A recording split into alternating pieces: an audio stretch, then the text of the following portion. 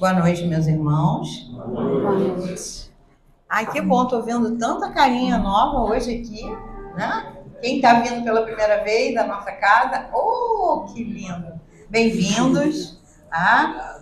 E que a casa possa proporcionar a vocês aquilo que vocês vieram buscar, tá bom? Bom, vamos iniciar a nossa reunião, como a gente sempre faz, né? Foi feito, o Ricardo fez a música para o mentor da nossa casa, o Padre Germano. Quem quiser saber da história, tem ali um resuminho no mural. Então vamos cantar a música de Padre Germano.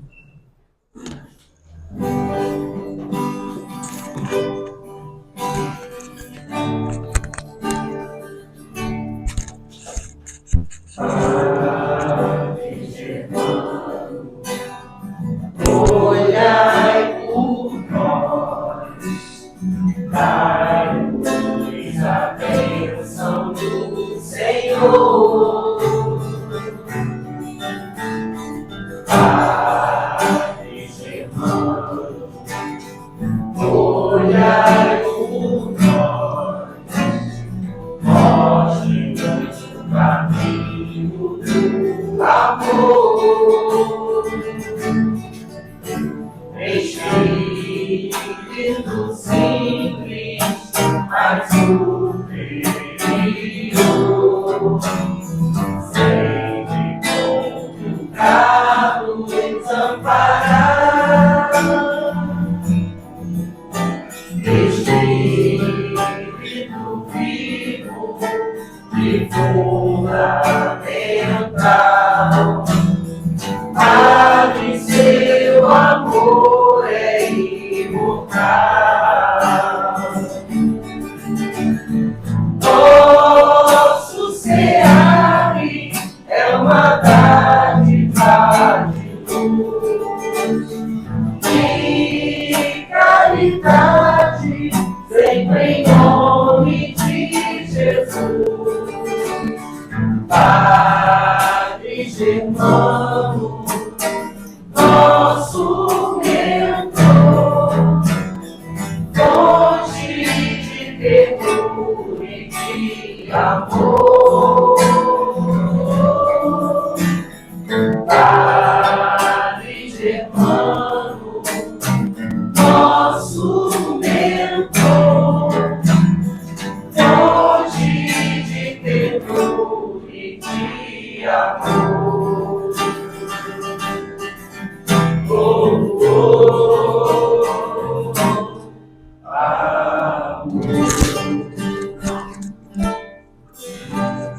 Obrigada, meninos. Vamos fazer agora uma página de abertura. Prestem atenção na leitura, né? Porque a gente não vai fazer comentário, não. Vocês vão pensar e refletir. É do livro Episódios Diários. As mensagens são de Joana de Ângeles, recebida pelo nosso querido Divaldo Franco, que retornou à pátria espiritual.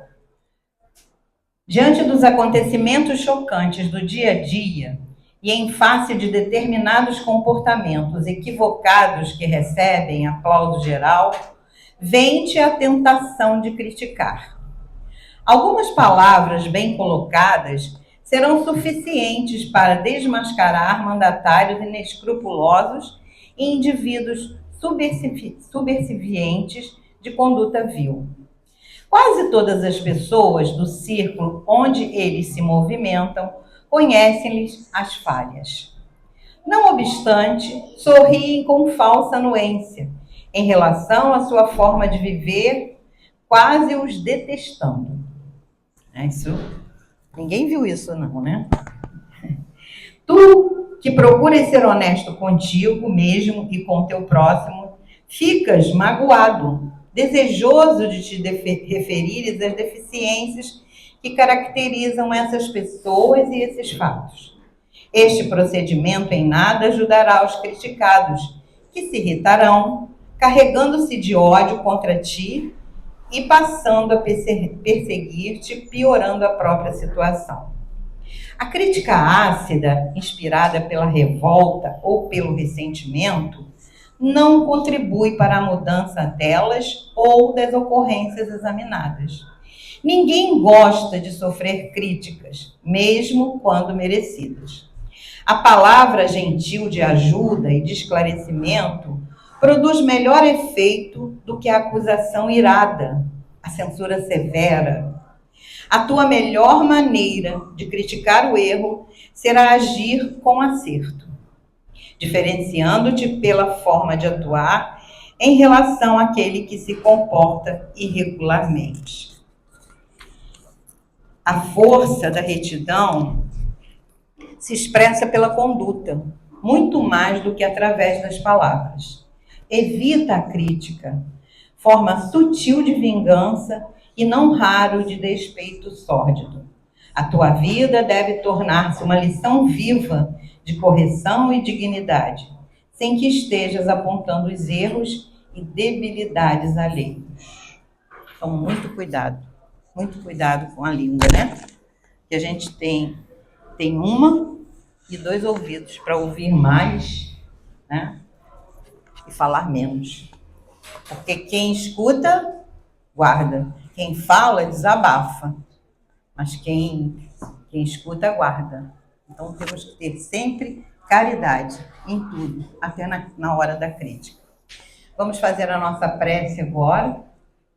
Elevarmos nosso pensamento ao alto, pedindo a Deus, nosso Pai Criador, a Jesus, nosso Mestre querido, a Germano, mentor espiritual desta casa, e toda a sua falange de trabalhadores, que nos envolvam neste momento com suas bênçãos, com seus fluidos curadores, que possamos nesse momento nos desligarmos das angústias, das preocupações, aproveitar o momento para que esses irmãos possam agir sobre nós, nos auxiliando, ou no tratamento do corpo físico, ou na inspiração das ideias, que possamos aproveitar tudo aquilo que iremos estudar nesta noite, colocar em prática para nos auxiliar a sermos espíritos melhores.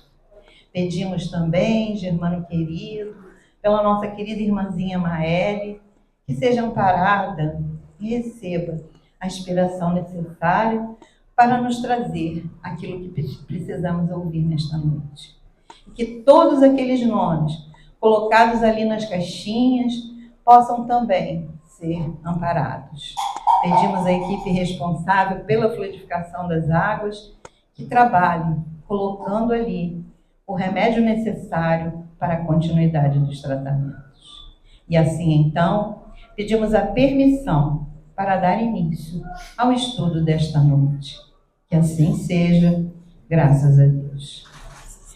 Bom, sejam bem-vindos mais uma vez, todos aqueles que vieram pela primeira vez, e os outros também, que estão aqui sempre conosco, também são muito bem-vindos. E agora a nossa irmãzinha Maeli, né, nossa querida amiga, que vem aqui nos fazer, né, essa bênção, né, de trazer aquilo que precisamos ouvir. Eu espero que sim. Boa noite a todos. É uma alegria estar mais uma vez nessa casa. Casa cheia, que lindo. Adoro.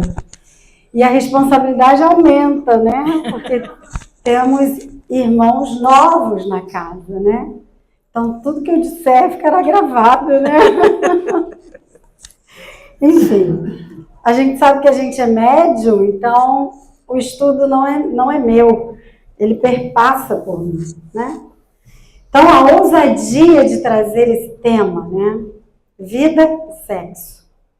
Eu quis trazer exatamente o nome do livro para não causar pânicos. Assim ficamos mais ancorados, né? No título que Emmanuel nos trouxe. Esse é um livro que, para quem ainda não leu esse livro, precisamos ler, viu? Eu já li muito. Hashtag tem que estar na lista, tá? Tem na biblioteca. Eu estudo esse livro há pelo menos 7 anos, tá? E aos 17 eu li pela primeira vez. Então, eu posso dizer que eis aqui um verdadeiro manual de como nós devemos proceder na nossa vida e especificamente com essa energia magnífica que temos, que é a energia sexual. São 26 capítulos do livro. Emmanuel lançou em 1970 pela psicografia de Francisco Cândido Xavier. E na minha ousadia de interpretar, eu ouso dizer que os 13 primeiros capítulos ele fala da nossa convivência, ou seja, como eu uso essa energia sexual aqui, encarnado na vida material. Nos últimos 13, ele vai tratar de uma profundeza, ou seja, como que essa energia está no plano espiritual. Quais são os vínculos que temos? Quais as aversões? Quais as ligações intricadas que a sexualidade nos traz? Então, é um livro que eu recomendo, não só recomendo a leitura, eu recomendo o estudo. Para quem não conseguir fazer o estudo lá no Miguel, quem é a facilitadora do curso sou eu e a minha companheira Rosana. Fazemos todas as sextas-feiras, demos uma pausa agora, voltamos no ano que vem, às 20 horas. E para quem não consegue fazer isso, busque estudos no YouTube sérios a respeito dessa obra. Tem um canal chamado Espiritismo TV. Tem um verdadeiro estudo sobre essa obra. Eu esqueci o nome dos facilitadores, mas eles também são muito precisos no estudo da obra. Então, eu aconselho que vocês ouçam, leiam, ouvindo alguém falar do livro. Ui, não só sozinhos. A pessoa está banada, viu? Se a garrafa não tivesse fechado. Então, leiam. É um livro para a vida. Por isso que o nome é Vida e Sexo, tá? E eu peguei o capítulo 5, que na minha modesta opinião, é o capítulo que mais nos explica sobre essa energia. Durante todo o livro, ele vai fazer conosco um verdadeiro percurso. Literalmente.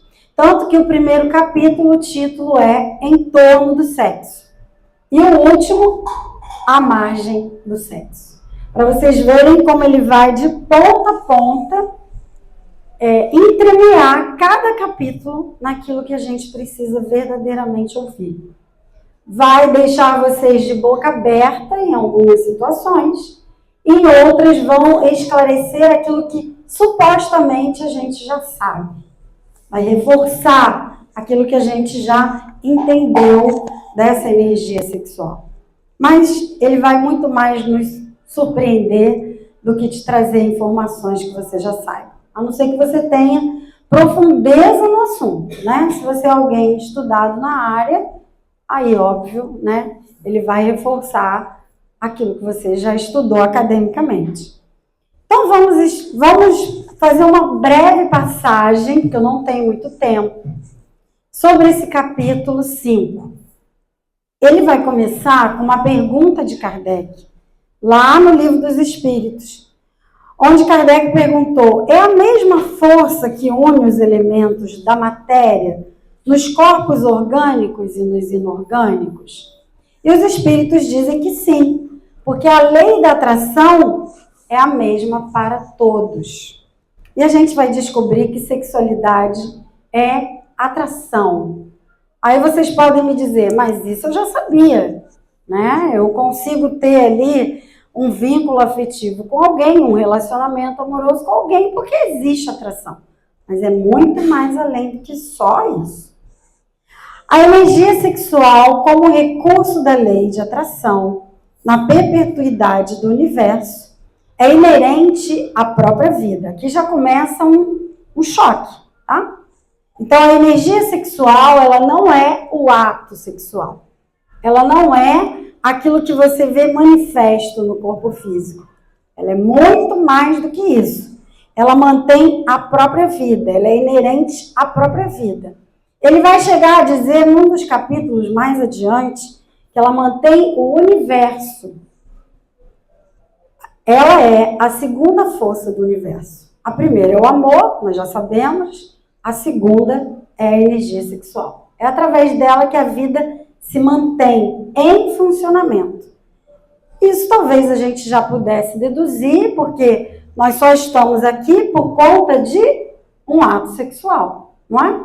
Então, a gente tem aí a preparação desse corpo físico para que a gente possa reencarnar.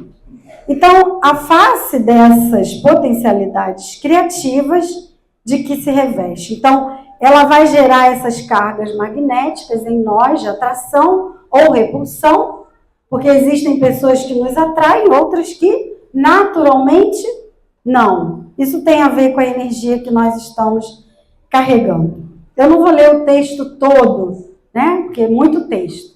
Vamos para a parte bem prática da coisa. Vou tentar fazer a coisa mais prática. Então, ele vai dizer que nos seres primitivos, situados nos primeiros degraus da emoção e do raciocínio, e ainda em todas as criaturas que se demoram voluntariamente no nível dos brutos, a descarga de semelhante energia se opera inconsideradamente, ou seja, levianamente, opera em todos nós. No bruto ou em nós que já não estamos mais nessa fase primitiva. Mas a gente há de entender com esses slides que eu trouxe alguma coisa sobre essa energia. Então vamos lá. Começamos no reino mineral, certo? No reino mineral já existe energia sexual, Maeli? Sim. Quando eu olho para o H2O, por exemplo, essa fórmula, ela me mostra o quê? A atração. Todos os componentes químicos podem conviver? Não. Existem componentes que você coloca no laboratório e eles se repelem, não é? Não é o caso dessa fórmula. H2, ou seja, 2 vezes hidrogênio, uma de oxigênio. Isso dá o que nós chamamos de água. E nesse reino, a gente começa a entender a questão da interação atômica. É aí que tudo começa. No reino vegetal, ele vai se expressar esse impulso sexual através da polarização sexual, contando com a ajuda do vento, dos insetos, para que haja a troca entre esses princípios germinativos. Então, a gente pode até achar que não, mas já existe uma energia fazendo esse movimento. É através dessa polarização. No reino animal, aí começa a ficar mais fácil para a gente entender, né? No reino animal apresenta-se como o instinto sexual, a expressar-se morfologicamente e funcionalmente nas formas de macho e fêmea. E no homem? E no reino animal? Como é que isso se dá? No reino animal, essa energia ganha mais amplitude, porque ela conta com os recursos que o ser imortal possui. Aí vem a grande pergunta: quais são os recursos que o ser imortal possui? Que é diferente do reino animal, do reino vegetal e do reino mineral. Alguém dá um palpite? Nada? Quais são? Tô dando uma pista, hein? Olha, tem consciência, a gente pensa. A gente pensa. Razão. E a outra pista? Sentimento. Não é? O que mais? Noção moral. Que o animal, o gatinho, o cãozinho, não tem. Não é isso?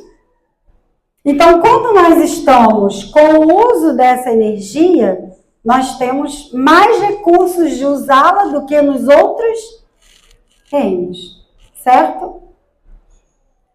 Só que às vezes a gente, para usar essa energia, a gente não usa muito bem nenhuma dessas três coisas, né? Mas isso a gente pula. Vamos fingir que a gente está indo bem a beça nessa questão. Então, o que ele vai dizer? Que à medida que a individualidade evolui, passa a compreender que a energia sexual envolve um impositivo de discernimento. Qual é a outra palavrinha que está ali do lado? Responsabilidade. Discernimento, responsabilidade. Então, é uma energia que eu vou usar de acordo com a minha evolução, mas com o quê? Com discernimento e responsabilidade. Estou vendo as carinhas todas assim. Vamos lá. A gente chega no final, tá? E aí ele começa a nos dizer que ela deve estar controlada. Por quê? Por valores morais que lhe garantam um emprego digno. Então, ele está falando de educação. Educação. Ele não está falando de proibição, ele está falando de educar. Como que a gente educa? Educa entendendo que energia é essa e melhor conduzindo. Através de quê? Da razão, do sentimento e da noção moral. Principalmente a noção moral. É ela que vai equilibrar, lembra da foto do equilibrista? A razão e o sentimento. Porque eu posso estar muito com vontade de ter uma relação com alguém e por uma noção moral eu digo, não é assim? Então agora vamos para alguns exemplos, para a coisa começar a ficar mais fácil, sair do âmbito da filosofia e mergulharmos um pouco mais. Como é que se dá essa evolução do impulso sexual? Nós vimos nos gênios, agora vamos aplicá-la em nós. Seres que já possuem a razão, o sentimento e a noção moral. Então vamos pegar lá do início, vamos pegar alguém, um maníaco. Como é que esse instinto está nessa pessoa? Ele está regulado? Está educado? Não. Como é que ele está? Ele está completamente dominado pelo instinto. Não tem racionalidade. Não tem capacidade de discernir que aquilo está correto ou não. Quando eu vou para um Dom Juan, e aí, meninos, não é nada pessoal, tá? A gente está falando do ser imortal, a gente não está falando do homem, ok?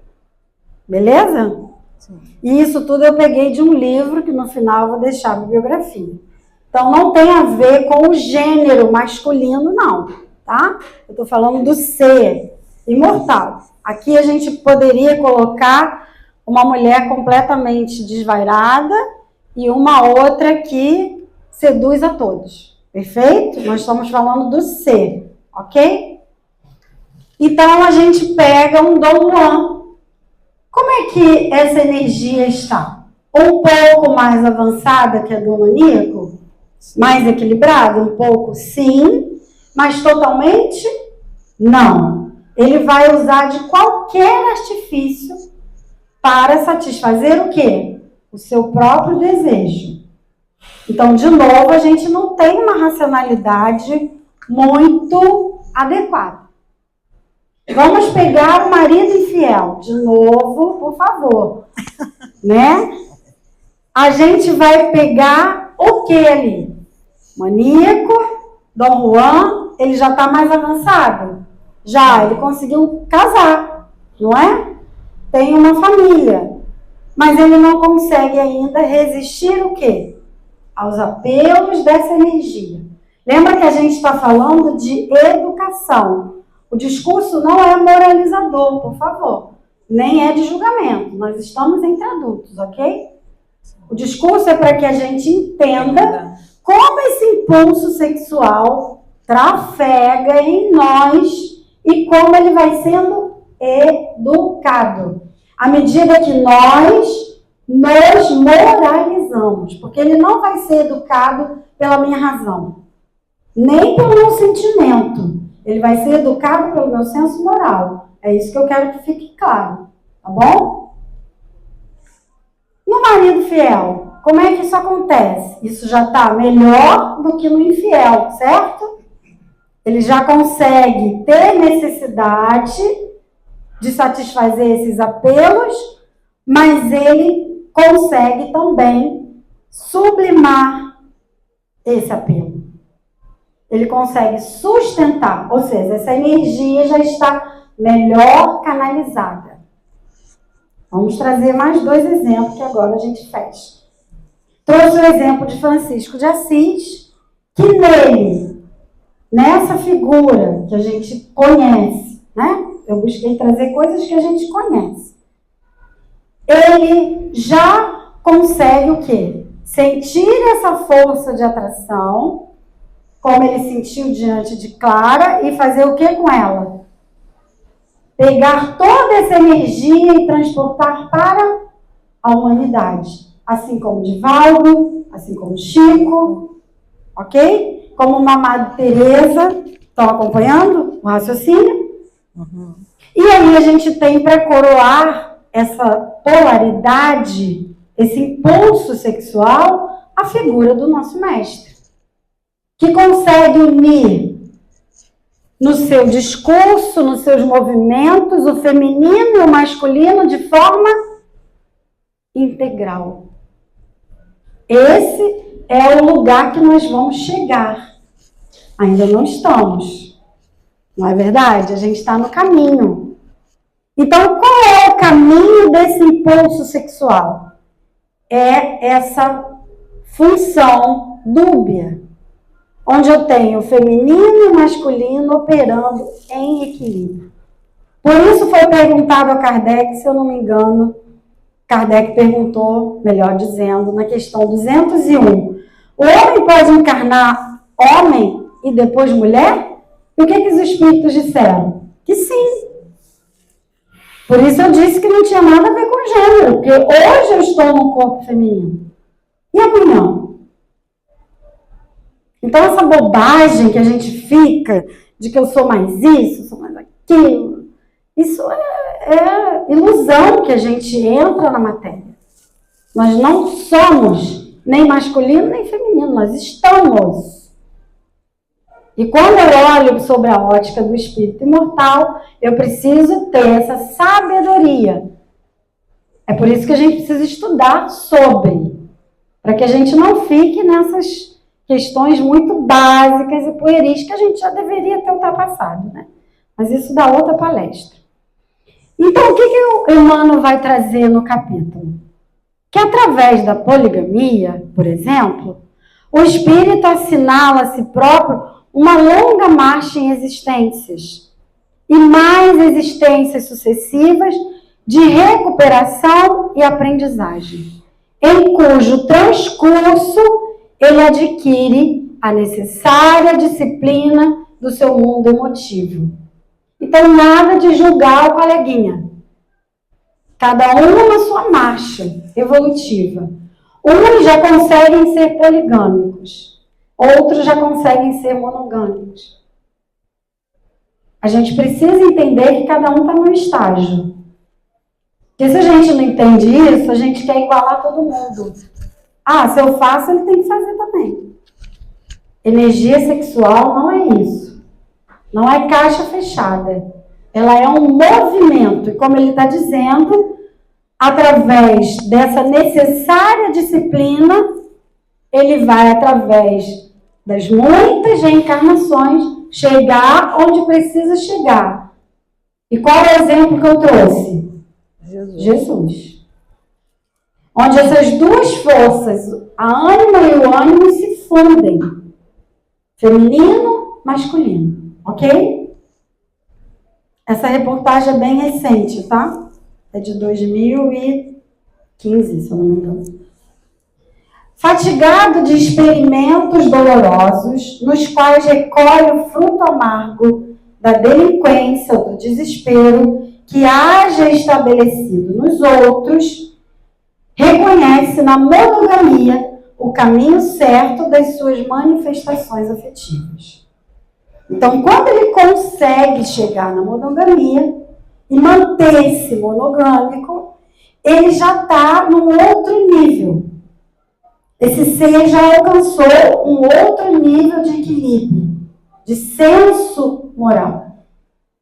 Por isso não é para todos, ainda. Nós chegaremos. Porque lembra, a gente começou lá no meio numeral, já estamos no nominal.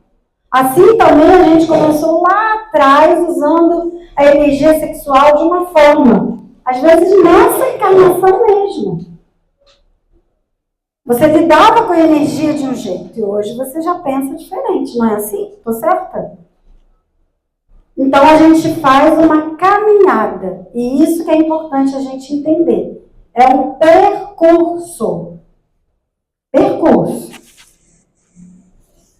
Atento a isso, identifica na criatura que se lhe afina com os propósitos e aspirações o parceiro ou a parceira ideais para a comunhão sexual, suscetível de lhe granjear o preciso equilíbrio e capaz de lhe revitalizar as forças com que se põe no encalço do trabalho imprescindível à própria evolução.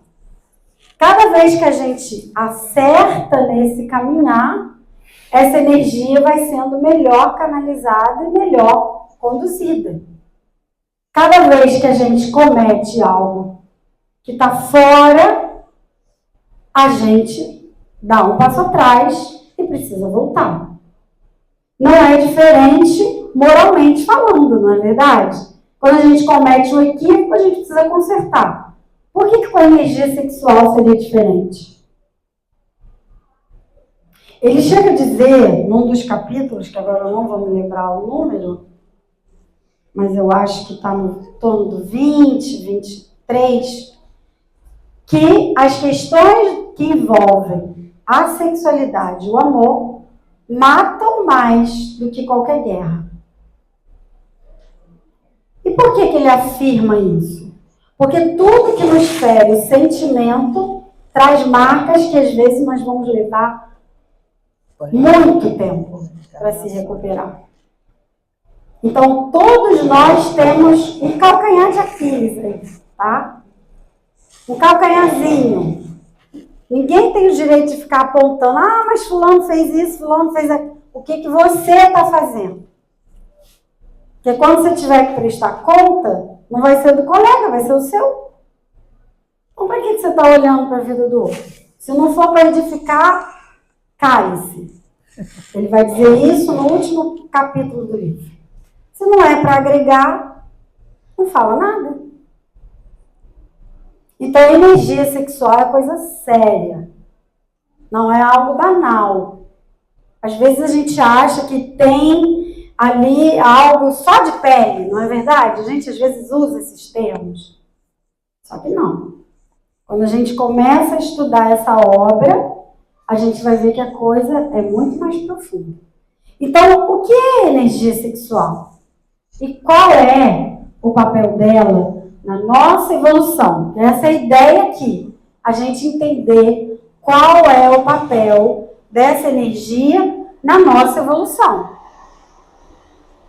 Ele vai dizer que em nenhum caso se nos é lícito subestimar a importância da energia sexual, que na essência verte da criação divina para a constituição e sustentação de todas as criaturas. Com ela e por ela é que todas as civilizações da Terra se levantaram, legando, ou seja, transmitindo ao homem preciosa herança na viagem para a sublimação definitiva. Entendendo-se, porém, que criatura alguma no plano da razão se utilizará dela nas relações com uma outra criatura sem consequências felizes ou infelizes, construtivas ou destrutivas, conforme a orientação que se lhe der. Conforme eu me oriento com essa energia, haverá, claro, consequências naturais, leis de causa e efeito. Se eu uso bem, tenho consequências felizes. Se eu não utilizo bem, preciso refazer. Preciso refazer a jornada. É por isso que a fala mais marcante do Cristo não é outra senão aquela na qual ele acolhe a adúltera. Por quê? Porque ali ele nos convida a refletir. Você é capaz de atirar uma pedra naquela mulher? Quem aqui é capaz? Nos mostrando exatamente que todos nós precisamos rever, repensar e analisar como conduzimos essa energia para a nossa evolução. Se ela é força criadora, força criativa, ela não se expressa apenas no ato. Ela se expressa de muitas outras formas. Tanto é assim que o Chico foi orientado, ainda na sua juventude, a fazer uma canalização dessas energias. Emmanuel orientava para que ele sentasse, para que ele escrevesse, para que ele meditasse, para que ele fosse para a natureza, para que ele se entendesse. Porque às vezes a gente acha que alguém como Chico, como Divaldo, não tinha um desejo. É óbvio que sim. E no livro ele vai nos dizer que podemos nos mutilar, ainda assim teremos desejo. Porque a energia não pertence ao corpo. Ela se manifesta no órgão, mas ela não pertence ao corpo. Ela pertence ao espírito. Então nada é capaz de apagá-la, de cessá-la. Por quê? Porque ela é a energia da vida. Nós só estamos vivos, falando, andando, nos comunicando, percebendo que a gente quer coisas novas porque temos essa energia nos movendo. Isso é muito profundo. Não dá para a gente abarcar no tempo que temos. Mas eu quero incitá-los a estudar. Porque quando a gente começa a estudar, a gente começa a entender. Então, a manifestação que nós vemos no nosso corpo, ela é mínima. Há algo muito maior que surge antes, que antecede esse momento. E é sobre isso que a gente precisa mergulhar, estudar e se entender.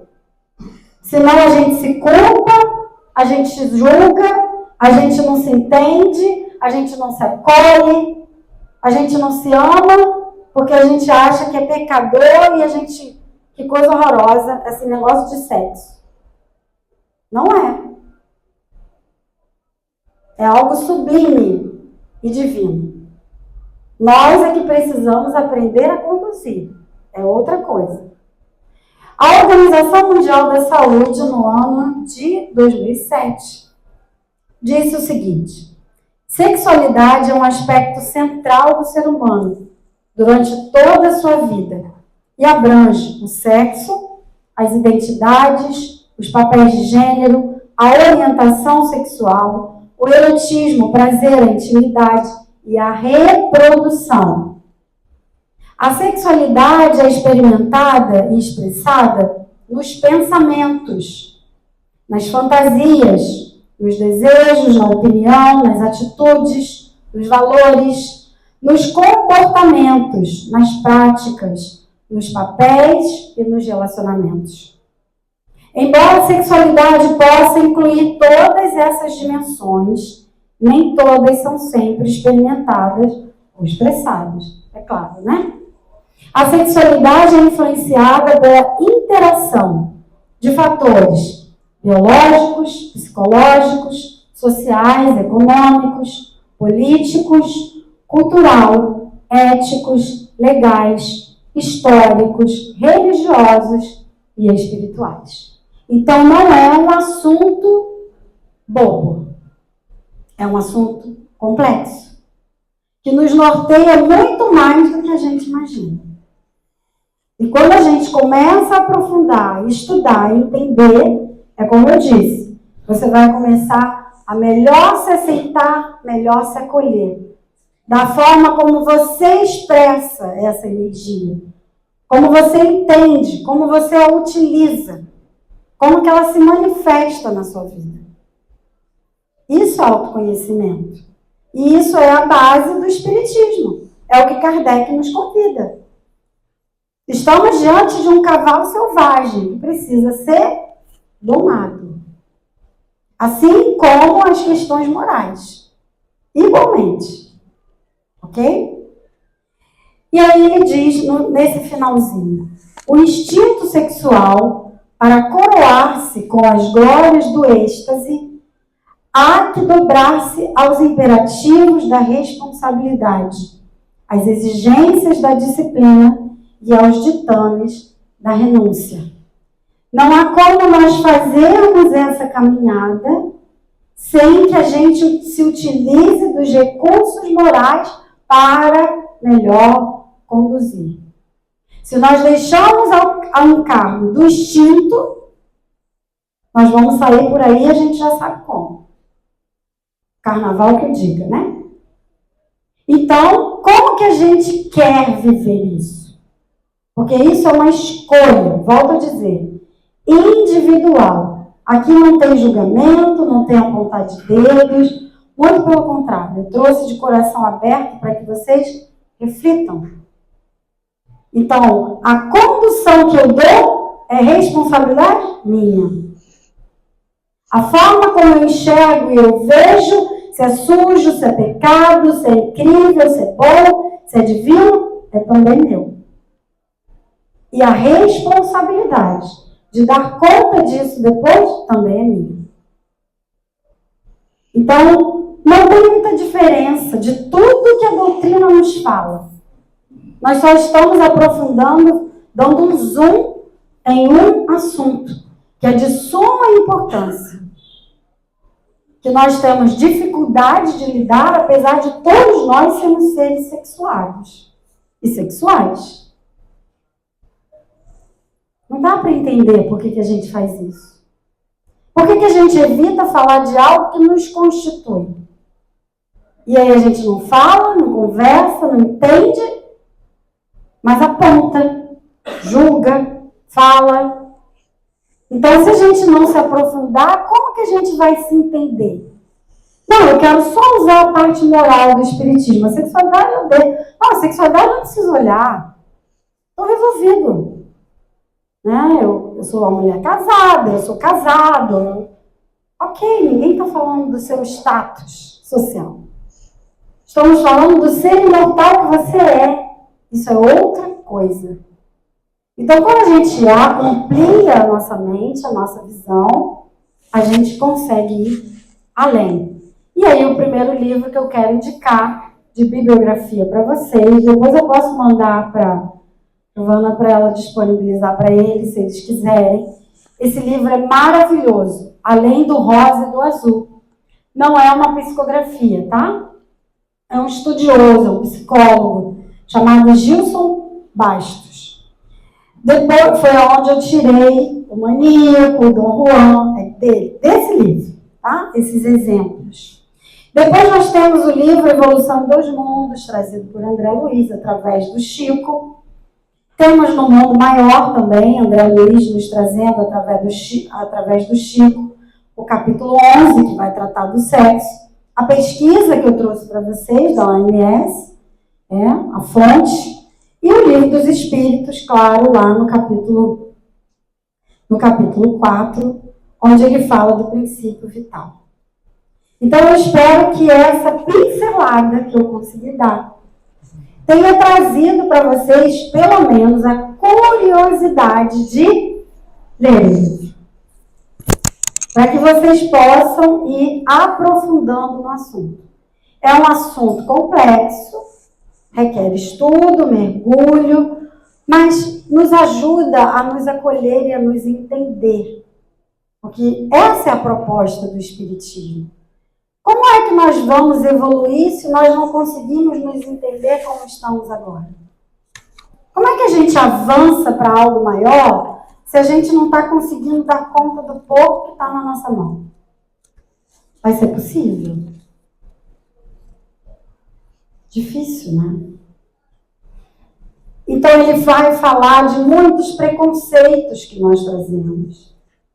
Ele vai bater muito forte nessa tecla do tabu que temos em relação ao assunto, né? E da necessidade de mergulharmos nesse assunto para que a gente possa viver melhor. Porque sim, a energia sexual é um aspecto nosso. Precisamos educá-la, assim como precisamos educar essa mente luminosa que temos, né? Assim como a gente precisa perdoar, lidar bem com a raiva, todas essas coisinhas que eu acho que só eu tenho aqui, né? Então, todas essas coisinhas que foram nos ensinadas que a gente precisa educar, a energia sexual também. Então, eu quero finalizar com um trechinho que está no prefácio. Ele diz assim: não proibição, mas educação. Não abstinência imposta, mas emprego digno com o devido respeito aos outros e a si mesmo. Não indisciplina, mas controle. Não impulso livre, mas responsabilidade. Fora disso, é teorizar simplesmente, para depois aprender ou reaprender com a experiência. Sem isso, será enganar-nos, lutar sem proveito, sofrer e recomeçar a obra da sublimação pessoal, tantas vezes quanto se fizerem precisas, pelos mecanismos da reencarnação. Porque a aplicação do sexo ante a luz do amor e da vida é assunto pertinente à consciência de cada um. Que Jesus nos abençoe. Espero ter deixado uma sementinha no coração de cada um. Desculpem aí a passada rápida, porque o assunto é complexo, é vasto.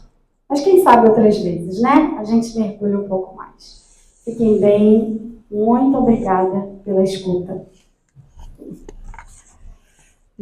Nós é que te agradecemos, né? Pelo tema, né? Tão importante, mas realmente em muitos aspectos tratado como um tabu, né? E a gente vê que é natural, né? Importante. Gostei. Gostei da cutucada. Agora vamos seguir adiante. Na próxima tem Maeli 2. Hoje foi Maeli 1. Bom, meus irmãos que estão assistindo, muito obrigada, né, pelo prestígio aos nossos vídeos. Continuem, né, a dar seu like, a compartilhar, para que o assunto possa ser, né, levado para aqueles que querem aprender a doutrina. Boa noite.